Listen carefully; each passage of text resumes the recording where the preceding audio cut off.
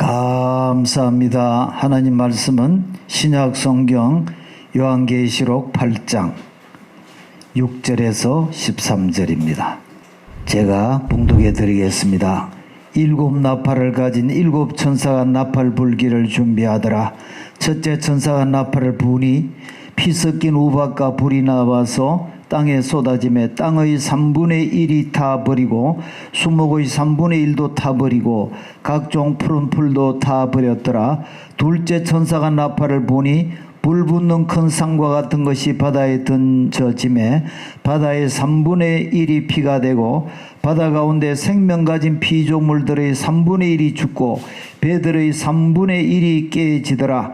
셋째 천사가 나팔을 부니 횃불같이 타는 큰 별이 하늘에서 떨어져 강들의 3분의 1과 여러 물샘에 떨어지니 이 별 이름은 선숙이라. 물의 3분의 1이 선숙이 되매 그들이 썬물이 되므로 많은 사람이 죽더라.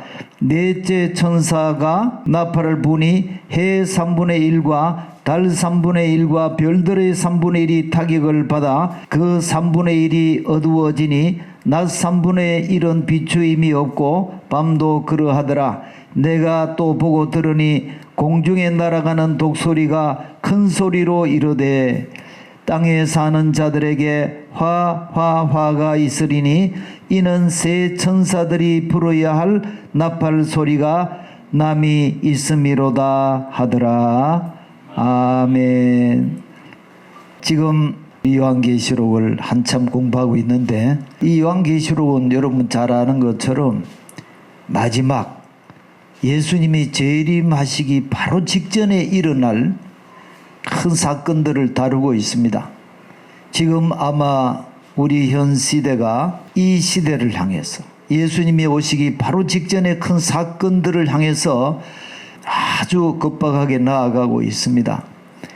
그 중에 하나가 이스라엘의 궁극적인 구원입니다.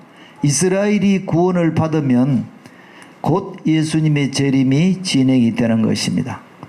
이 이스라엘의 궁극적인 구원은 우리 개혁주의 신학에서는 다루고 있지 않는 주제입니다.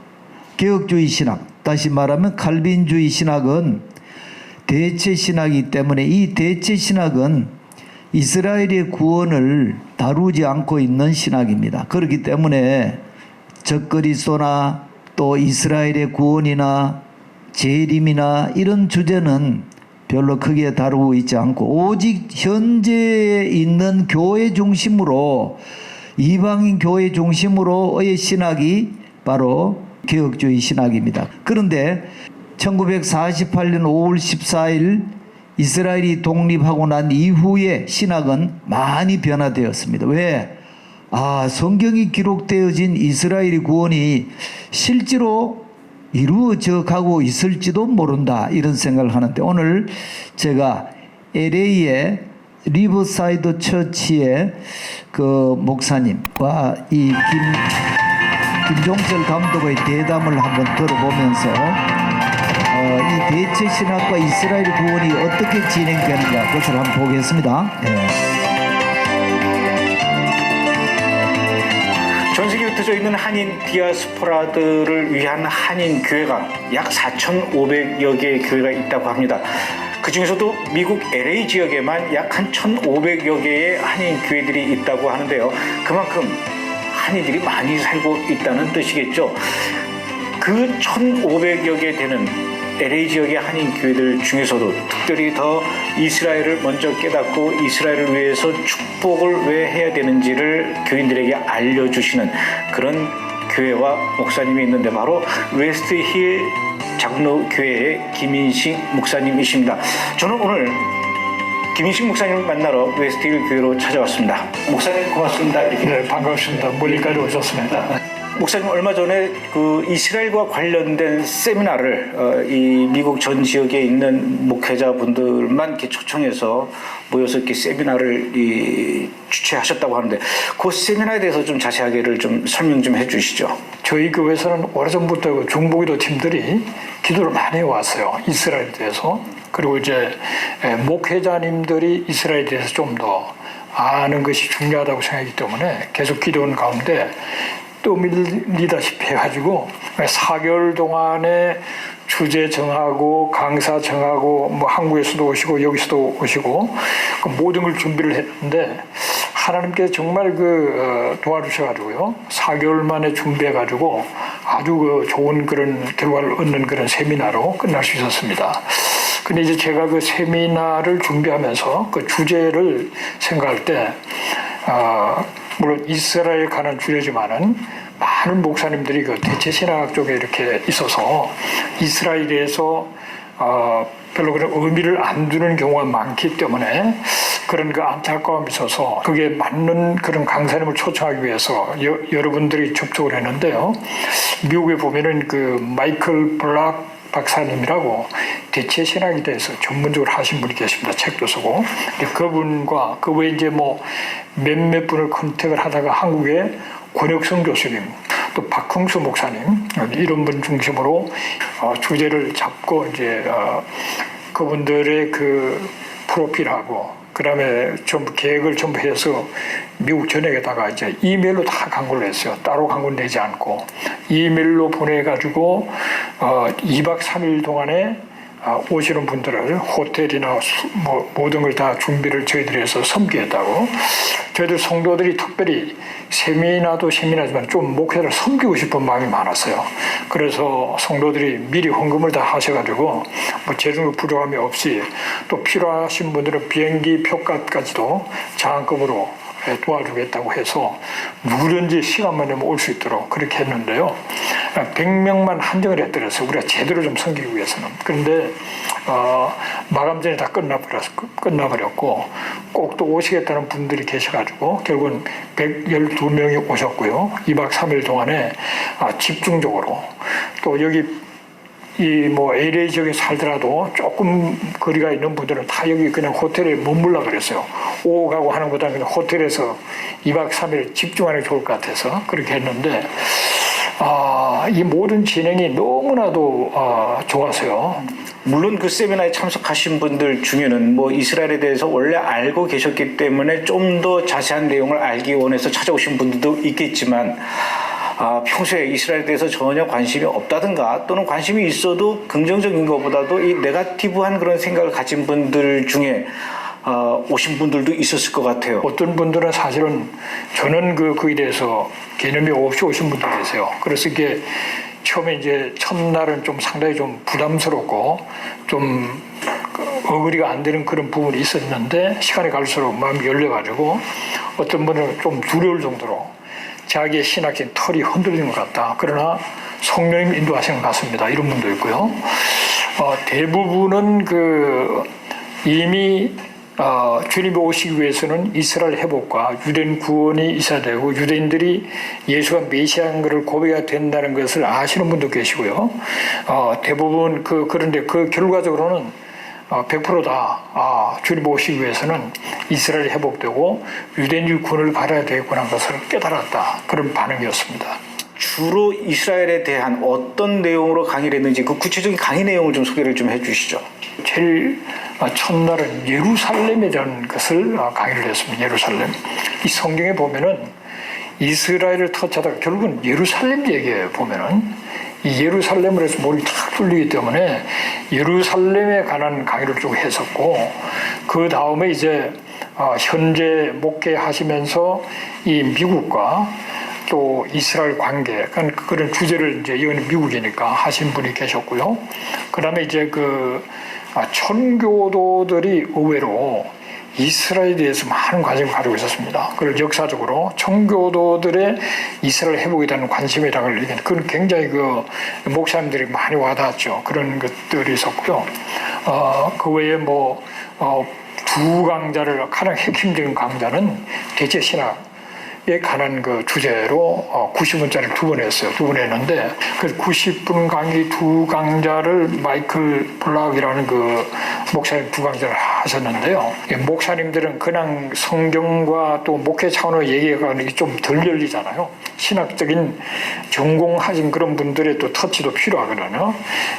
신학적인 강의만 해가지고는 또 너무 또 좀 그렇고요. 그리고 같이 하는 게 좋은데 굉장히 좋은 반응이었던 것 같습니다. 그래서 실제 교회가 이스라엘이라는 것은 사실은 성경에 근거 없는 거라는 것을 조목조목 이렇게 다 설명을 했고요. 이스라엘은 끝까지 이스라엘이라는 거, 그런 거에 대해서 아주 설득력 있게 말씀을 하셨기 때문에 많은 목사님들이 그것을 많이 깨달았을 거예요.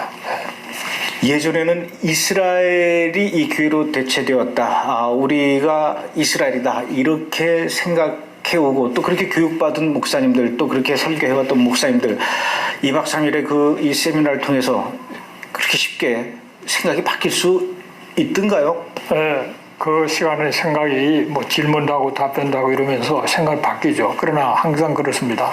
생각이 바뀌어도 이것이 내 가슴 속에 들어와서 불이 되는 시간이 많이 걸려요. 그렇지만 자꾸는 생각을 계속 바꾸고 또 듣고 하다 보면 어느 날 성령님께서 도와주셔서 이게 열리게 되죠. 그래서 하나님, 그래서 기도가 많이 필요한 것 같습니다. 그러면 자꾸는 듣는 게 필요하죠. 들으면서 믿음이 생기니까. 그래서 자꾸 듣고 또 본인이 생각해보고 한 번 듣고 조금 이해가 된 데에서 목사님들이 바꾸지를 못합니다. 그걸 갖고 또 그러나 그런 도전 속에 또 본인이 또 깊이 생각해보고 기도하다 보면 깨달아지면은 이제 그쪽으로 움직이게 되죠. 참석하신 분들의 그 반응은 좀 어땠었습니까? 저희들이 설문지를 조사를 해봤는데요. 새롭게 깨닫는 것이 아주 많았다가 85%였어요. 그 다음에 그냥 깨달았다는 분이 15%고, 그리고 주님 재림을 위해서 땅끝까지 복음 전파와 유대인들을 고토 귀한, 그리고 그들이 메시아로 환영해야 한다는 것을 알게 되었다가 70%고요. 그 다음에 이미 알고 있다가 30%, 100% 다 깨닫게 됐고요. 네, 됐습니다. 이 김인식 목사님이 원래는 대체 신학을 가지고 있어요. 대체 신학이라는 것은 구약의 이스라엘이 지금 신학이 우리 교회가 되었다. 이것이 대체 신학입니다. 이것이 지금 우리 장로교의 신학입니다. 그런데 이스라엘이 독립하고 난 다음에 이스라엘은 이스라엘이지 교회가 아니다. 마지막 예수님 오시기 직전에 이스라엘이 회복되어야 된다.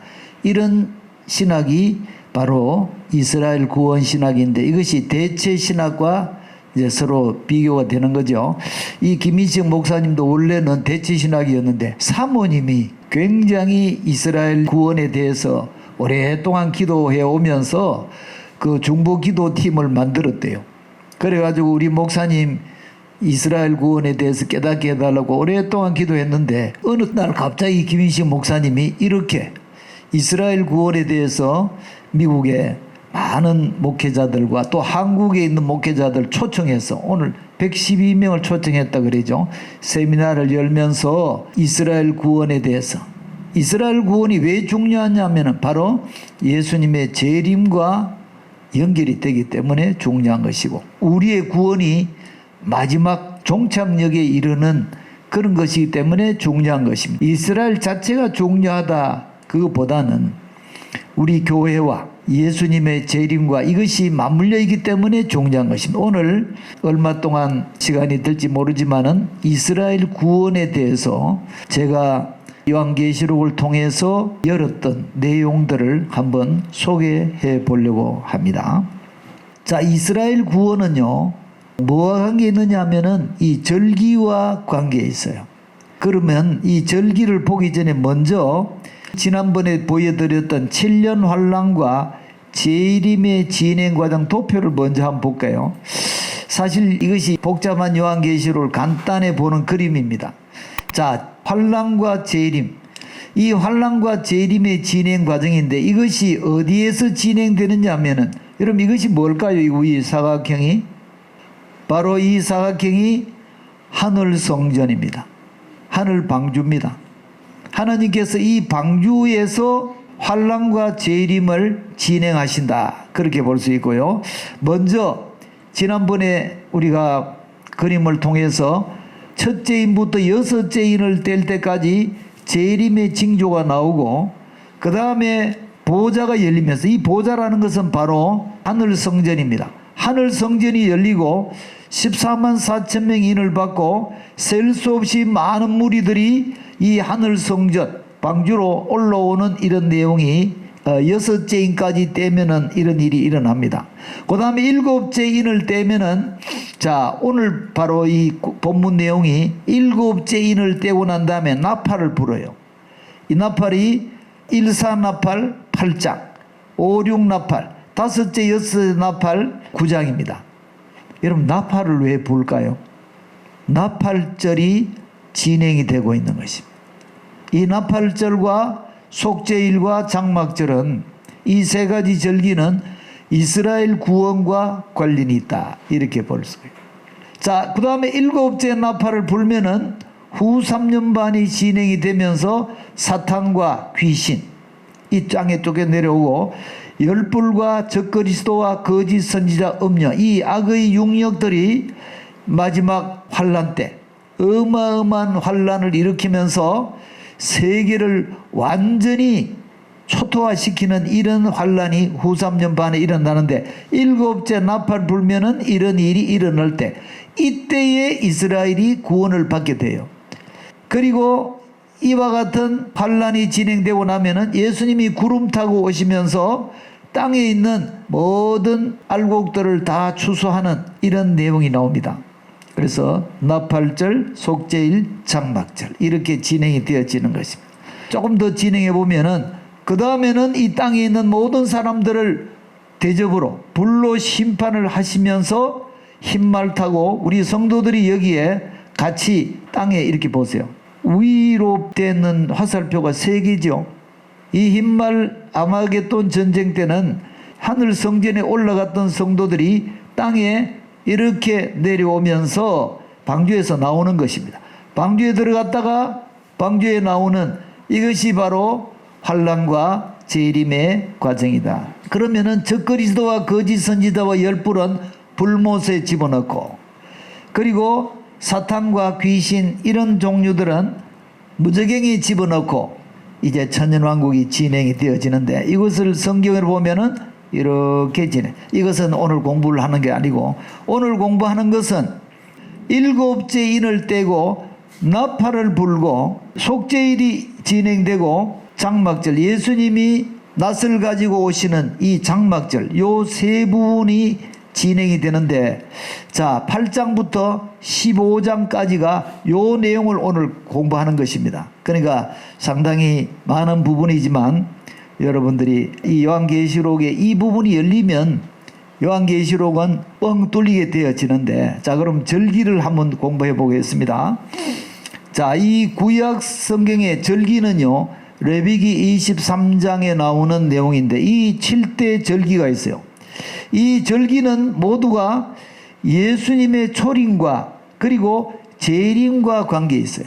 자, 그 사이에 이방인의 때가 초림과 재림 사이에 있습니다. 이방인의 때다. 이 이방인의 때가 그들이 칼날의 죽임을 당하며 모든 이방에 사로잡혀 가기 AD 70년이 일어났어요. 예루살렘은 이방인의 때가 차기까지 이방인들에게 밟힌다. 자, 초림 이후에 AD 70년에 이 예언이 이루어졌고요. 그리고 이방인의 때가 차기까지, 다시 말하면 지금 현재 이방인의 때가 진행이 된다. 이방인의 때가 다 차면은 결국은 이스라엘이 돌아와서 이제 구원을 받게 되는 이런 내용이 성경인데, 잘 보세요. 유월절, 무교절, 초실절, 오순절은 초림 때 다 이루어졌어요. 예수님이 십자가 지시고 무덤에 내려가시고 부활의 첫 열매가 되시고, 초실절 성령을 보내주심으로 유무초오 이 네 절기는 이미 초림 때 이루어졌고, 이 절기는요 봄절기입니다. 봄절기. 이스라엘의 이 네 절기는 봄절기야. 그리고 나팔절, 속죄일, 장막절은 가을절기야. 이 나팔절은 7월 1일, 속죄일은 7월 10일, 장막절은 7월 15일. 모두가 가을절기입니다. 가을절기는 예수님의 재림과 관련이 있어요. 이스라엘의 구원은 나팔절, 속죄일, 장막절과 관련이 있다. 이렇게 볼 수가 있습니다. 자, 그래서 7대 절기는요, 유무초온 나속장인데, 유무초온은 초림 때 다 이루어졌어요. 오순절 성령이 오심으로 다 이루어졌고, 예수님이 십자가 지시고 부활하시고 또 성령 보내주시고 다 이루어 지금 성령이 오시고 난 다음에 각 나라와 족속과 백성과 방언에서 많은 아무도 능히 셀 수 없는 많은 무리들이 하나님 앞에 돌아오면서 구원받고 있죠. 이 교회 시대입니다. 그리고 나 속장은 마지막 절기입니다. 마지막 이제 예수님이 오시는 재림과 연결이 되는데 요한계시록에는 절묘하게 이 내용을 이야기하고 있어요. 야, 저는 깜짝 놀랐어요.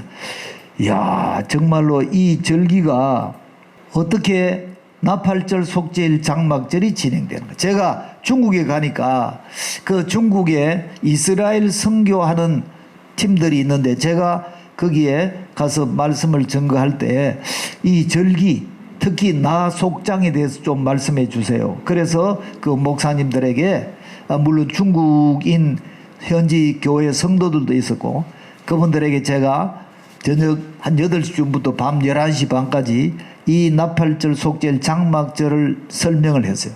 그러니까 그분들이 굉장히 유익했다고 그렇게 이야기하는데 자, 이 나팔절, 속죄일, 장막절이 왜 유대인의 구원과 관계되느냐? 이것은 레위기 23장에 나오는 7대 절기와 요한계시록과 아주 밀접한 관계가 있다는 것은 놀라운 사실인 것입니다.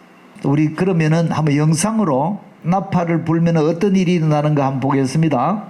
자, 이 7 천사가 7 나팔을 준비해서 첫째 천사부터 나팔을 불어요. 나팔을 불면 이 땅에 온갖 재앙들이 내리고 결국은 6째 나팔을 불면은 핵전쟁이 일어납니다. 핵전쟁이 일어나면 얼마가 죽느냐? 인류의 3분의 1이 죽게 돼요. 이 나팔 재앙은 굉장히 어마어마한 재앙입니다. 여러분 인류의 3분의 1 같으면은 지금 만약 60억 같으면은 20억이 죽는 거잖아요. 넷째 인을 뗄 때 4분의 1이 죽었고 지금 6째 나팔을 불면은 3분의 1이 죽으면 절반이 죽게 되는 거예요. 야, 75억이 만약에 이 환란이 시작됐다면은 75억의 절반이 얼마입니까? 약 36, 7억이 죽게 되어지는 재앙이 닥치게 되는 것입니다. 자, 우리 이 나팔을 부는 지금 이것이 나팔절을 상징하는 거예요.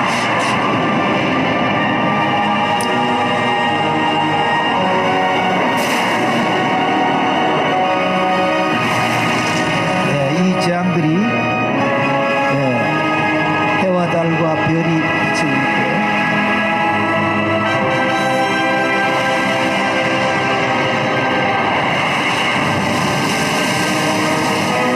자, 우리 첫째 나팔부터 한번 우리 공부해 보겠습니다. 우리 다 같이 읽어보겠어요. 시작. 첫째 천사가 나팔을 부니 피 섞인 우박과 불이 나서 땅에 쏟아지매 땅의 3분의 1이 타서 쌓이고 수목의 3분의 1도 타서 쌓이고 각종 푸른 풀도 타서 쌓이더라. 여러분 지금 화재가 많이 일어나죠. 그런데요 첫째 나팔을 불면은 땅의 3분의 1이 다 타버리고 없어요. 여러분 지금 그리스는 그때 몇 년도지? 그때 이미 그리스가 절반이 탔어요.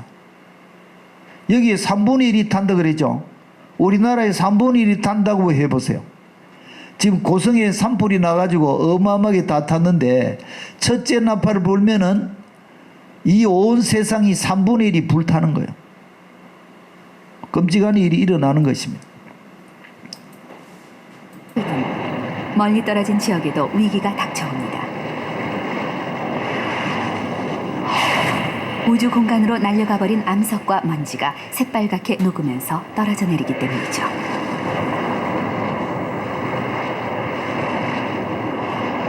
하늘은 온통 가마솥처럼 뜨거워지고 지옥처럼 타오르는 불구덩이 속에서 피할 곳도 없는 생물들이 차례대로 죽어갑니다.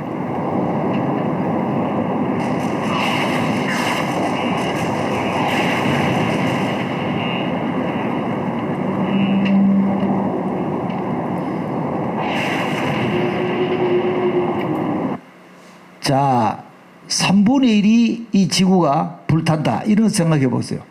지금 뭐 부분적으로 화재가 많이 일어나고 특히 LA나 호주 이런 곳에 많은 불이 나. 우리나라도 지금 예외가 아니에요. 그런데 첫째 나팔을 불면은 지구의 3분의 1이 불탄다고 생각해 봐요. 그런 일이 일어날 겁니다. 둘째 나팔을 볼까요? 한번 읽어봅시다. 시작. 둘째 천사가 나팔을 부니 불붙는 큰 산과 같은 것이 바다에 던지오매 바다의 3분의 1이 피가 되고, 여러분 태평양, 대서양, 인도양 이 모든 바다가 3분의 1이 피가 되는데 여기에 불붙는 큰 산과 같은 것이 바다에 던진다. 이것을 천문학적인 용어로는 임팩트라고 해요. 임팩트가 뭐냐? 하늘의 전체와 지구가 부딪히는 걸 말해요. 근데 바다의 이 전체가 불붙는 산이 바다에 떨어지면은 첫째 어떤 일이 일어날까요? 어마어마한 쓰나미가 일어나게 되는 거예요. 바다에 해일이 일어나고 그 해일로 말미암아 바다에 산더미 같은 파도가 닥치게 되어지겠죠. 이것이 바로 임팩트입니다. 이 임팩트가 둘째 천사가 나팔을 불 때 일어난다는 거예요. 자, 이것이 바로 임팩트입니다. 이 하늘의 별이 땅에 부딪히는 역사가 일어나게 돼요. 가족들이 모두 모여 여름밤의 마지막 바비큐 파티를 즐기고 있습니다. 우주로부터 축구장 크기의 거대한 암석 덩어리가 시속 3만 킬로미터로 지구를 향해 날아오고 있다는 사실은 상상하기도 힘들겠죠. 충돌 20초 전입니다. 대기와 부딪히면서 얼어붙어 있던 소행성은 순식간에 태양의 표면과 맞먹는 화염에 휩싸입니다. 밤하늘에 나타난 새로운 별은 매 순간 점점 밝아지고 있습니다. 소행성이 일으키는 전리로 인해 근처의 라디오와 TV 방송은 방해를 받게 됩니다. 40km 밖에서의 충돌로 밤은 대낮처럼 밝아집니다. 핵폭탄 100개 분량의 에너지가 분출되었습니다. 다음 순간은 침묵입니다. 충돌 7초 뒤 충격파가 시작됩니다. 땅이 뒤흔들리고 음속의 바람이 주변 지역을 휩쓸고 지나갑니다.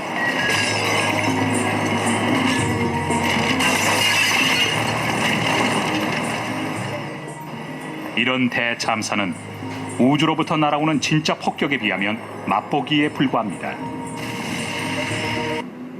네, 이것이 바로 임팩트입니다. 불붙는 큰 산과 같은 것이 바다에 던져지면서 어마어마한 재앙이 지구에 닥치는 내용입니다. 셋째 나팔을 불어볼까요? 셋째 천사가 시작. 셋째 천사가 나팔을 부니 횃불같이 타는 큰 별이 하늘에서 떨어져 강들의 3분의 1과 여러 물샘에 떨어지니 이 별 이름은 쑥이라. 물들의 3분의 1이 쑥이 되매 그 물들이 쓰게 됨을 인하여 많은 사람이 죽더라. 여러분, 강이, 한 나라의 강이, 온 세계 강이 쑥이 된다는 거예요. 3분의 1이. 전 세계 물의 3분의 1이 쑥이 되는 이런 일이 일어나는데, 횃불같이 타는 큰 별, 이것도 임팩트예요. 하나는 바다에 떨어지고, 둘째 나팔, 셋째 나팔은 강에 떨어지는, 민물에 떨어지는. 자, 이것도 한번 볼까요? 셋째 천사가 나팔을 부니 횃불같이 타는 큰 별이 하늘에서 떨어져 강들의 3분의 1과 여러 물샘에 떨어지니 많은 사람이 죽더라. 요한계시록 8장 10절에서 11절. 네, 이 강에 떨어집니다. 자, 시간 관계상 여러분, 지금 이 7 나팔은요, 출애굽기에 보면 그 열 재앙과 맞물려 있어요. 왜냐하면 지금 이 나팔은 이스라엘 구원과 관계이기 때문에 하나님은 이스라엘 백성들이 출애굽할 때의 그 과정과 이 나팔 재앙과를 연결해서 이스라엘 백성들이 잘 알도록 그렇게 하시는 것 같아요. 전부 다 뭐 물이 피가 된다든지, 그다음에 좀 있으면 황충이 일어난다. 이 황충은 메뚜기죠. 흑암이 닥친다든지, 이런 내용들이 전부 다 열재앙과 관계 있습니다. 그 다음에 넷째 나팔을 불면은 어떤 일이 일어나? 시작. 넷째 천사가 나팔을 부니 해 3분의 1과 달 3분의 1과 별들이 3분의 1이 침을 받아 그 3분의 1이 어두워지니 낮 3분의 1은 비침이 없고 밤도 그러하더라. 여러분 이 어두워진다. 어두움의 재앙. 이것은 모세의 10재앙 가운데 몇 번째 재앙일까요? 9번째지. 예. 9번째 재앙과 이 관련이 있는 겁니다. 그래서 모세의 재앙과 이 7 나팔 재앙은 서로 관련이 있다. 왜? 하느님은 지금 이스라엘 백성들을 구원하기 위한 조치를 지금 취하고 있는 거예요. 이 나팔을 통해서. 5째 나팔을 불. 이 5째 나팔을 불면은 황충이 올라옵니다. 이 메뚜기. 8번째 재앙이 메뚜기 재앙이죠. 한번 읽어볼까요? 시작.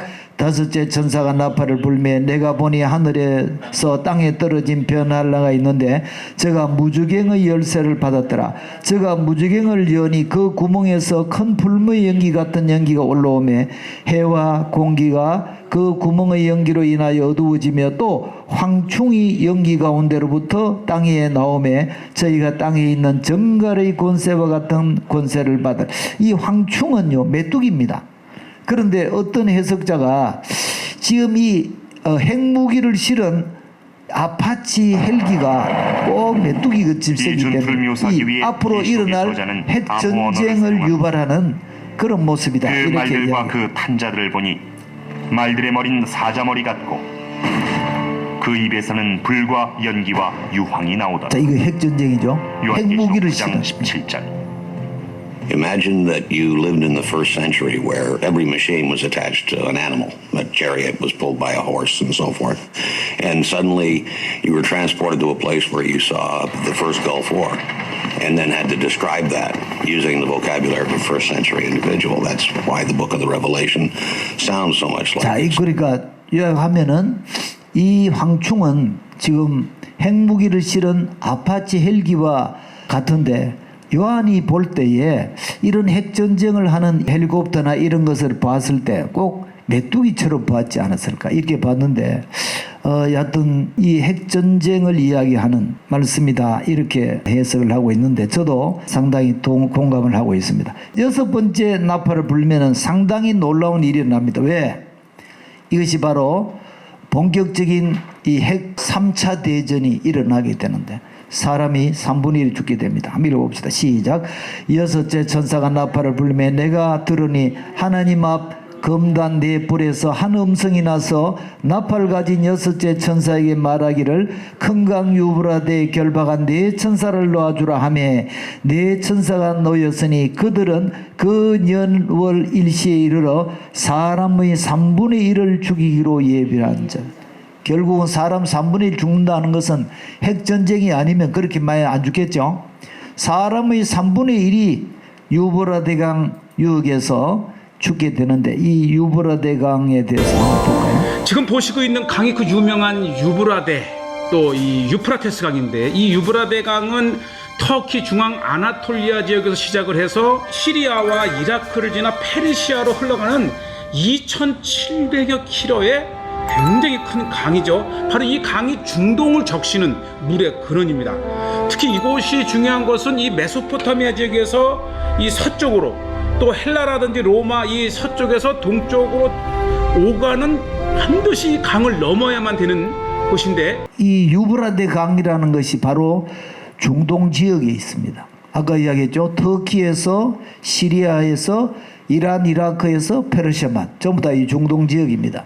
이 중동 지역에서 제3차 핵전쟁이 일어날 것이라는 것을 우리가 알 수가 있어요. 그래서 유브라데 강은 굉장히 앞으로 3차 전쟁이 일어나는 강이다. 어떤 분들은 아시아에서 3차 전쟁이 일어난다 이렇게 말하는데 성경에는 바로 중동 지역에서 일어나는 중동 지역을 관통하는 강 약 2,400km의 거대한 강이 유브라데 강입니다. 앞으로 여기에서 이제 곧 전쟁이 일어날 것입니다. 이 3차 전쟁을 그리고 있는 것이 저는 에스겔 38장 39장 핵전쟁이 러시아를 중심으로서 아랍 이 연합군과 독일, 터키, 이란 이런 자들이 어떻게 핵전쟁을 일으키느냐를 자세히 기록하고 있어요. 성경은요, 다 모든 것을 마지막에 대해서 기록을 다 한 것입니다. 자, 그래서 이제 6째 나팔을 불고 7째 나팔을 불면은 어떤 일이 일어나느냐? 이것이 중요해요.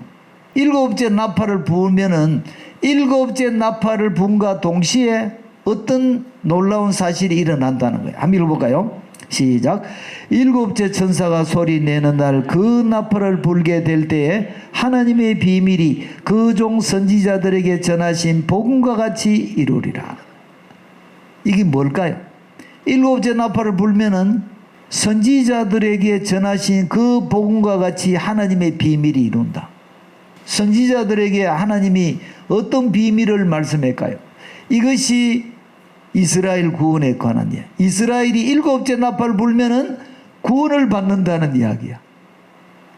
이것이 감추어져 있습니다. 자, 우리 그러면 11장 15절에 7째 나팔을 불어요. 한번 읽어봅시다. 시작. 7째 천사가 나팔을 불매 하늘에 큰 음성들이 나서 가로되 세상 나라가 우리 주와 그 그리스도의 나라가 되어 그가 세세토록 왕노릇 하시리로다 하니 7째 천사가 나팔을 불면은요, 제가 7째 천사가 세미나 할 때 제가 목사님들한테 항상 강조하는 것이 뭐냐면 7째 천사가 나팔을 불면 어떤 일이 일어나느냐, 이것이 굉장히 중요한 이야기예요. 제가 사모님한테 물어볼게요. 7째 천사가 나팔을 불면 어떤 일이 일어나죠? 12장이 진행돼요. 12장이 뭐냐? 이스라엘의 속죄일을 기록한 것이 12장입니다. 그래서 이 7째 천사가 나팔을 불면은 드디어 속죄일이 이루어지면서 이스라엘 백성들이 회개하고 그들이 예수님을 영접하면서 그들이 십자가에 찔렀던 그분을 바라보면서 우리가 찔렀습니다, 우리가 십자가에 못 박았으면 하면서 회개하는 장면이 나오는데, 이 이야기는 다음 주일에 이어서 제가 이제 실제로 속죄일을 어떻게 맞이하는가, 그것이 다른 성경과 어떤 관계 있는가. 그러니까 이 나팔과 속죄일과 장막, 여러분 장막절은 예수님이 무엇을 가지고 재림하신다 그랬죠? 낫을 가지고 오시잖아. 왜 낫을 가지고 오실까? 추수하려고 장막절을 지내러 오죠. 그러니까 이 성경이 하나님은 절기와 함께 모든 예수님의 일이 진행이 되는 거예요. 그리고 봄절기는 이방인 교회와 온 세계가 복음이 전거되어지는 처음 시작을 유무초어 다 말씀했죠. 그 다음에는 마지막에는 나팔절, 속죄일, 장막절은 이스라엘의 구원과 관계 있는 그런 모습으로 요한계시록과 정확하게 맞춰서 진행하시면서 이제 예수님이 재림하시면서 이 모든 이 세상에 예수 믿는 사람들을 다 추수해서 하늘 곳간에 창고에 다 창고에 올라가는 거, 방주에 다 올라간단 말이에요. 방주에 다 올라가서 거기서 다 준비해 가지고 이제 땅으로 내려오는 요 내용이 요한계시록의 내용입니다. 오늘 나팔절까지 했습니다. 이 나팔절에 7째 나팔을 불면은 드디어 하나님의 비밀이 그 종 선지자들에게 말씀하신 그 내용이 이루어진다. 요거를 말씀드립니다. 요 속죄일, 장막절은 다음 주에 이어서 제가 말씀을 하도록 하겠습니다. 여러분, 요한계시록은 성경의 모든 내용들을 종합해서 결론을 내기 때문에 너무 재미있습니다. 그래서 어려운 게 아니에요. 그런데 이 나팔절, 속죄일, 장막절이 이스라엘 구원과 관계에 있다, 이것을 여러분들이 아시면 성경을 이해하는데 아주 도움이 많이 되겠다, 그런 생각이 됩니다. 그래서 오늘은 우리가 어떻게 준비해야 될까, 데살로니가전서 1장을 가지고 여러분에게 말씀을 드릴까 합니다. 데살로니가전서 1장은 우리가 믿음의 역사와 사랑의 수고와 소망의 인내를 가지고 우리가 준비하자. 믿음의 역사, 사랑의 수고, 소망의 인내, 그리고 기쁨으로 말씀을 받아 주님을 본받아 믿는 자의 본이 되자. 그리고 믿음의 소문이 각처에 퍼져나갔다. 우리 주영광교회의 이 믿음의 소문이 온 세계에 퍼져나가고 지금 우리 유튜브를 통해서 퍼져나가고 있어.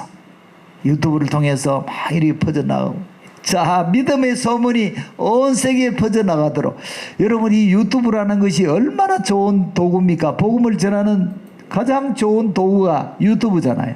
지금 우리 교회에서 멋진 유튜브를 이루어가고 있습니다. 여러분 기도해 주시고요. 3대 신앙을 가집시다. 3대 신앙이 뭐냐? 죽살강의 신앙입니다. 자, 요 말씀만 한 번만 보고 말씀을 마치도록 할게요. 죽살강의 신앙이 이런 신앙입니다. 데살로니가전서 1장 10절 시작. 또 죽은 자들 가운데서 다시 살리신 그의 아들이 하늘로부터 강림하실 것을 너희가 어떻게 기다리는지를 말하니 이는 장래의 노하심에서 우리를 건지시는 예수시니라. 죽살강신앙입니다. 예수님이 나를 위해 죽으셨다는 십자가의 신앙과 또 예수님이 나를 위해 부활하셨다는 이 부활신앙과 그리고 예수님이 다시 강림하실 것이라는 소망을 가지고 살아가는 바로 이 3대 신앙을 우리가 가져야 된다.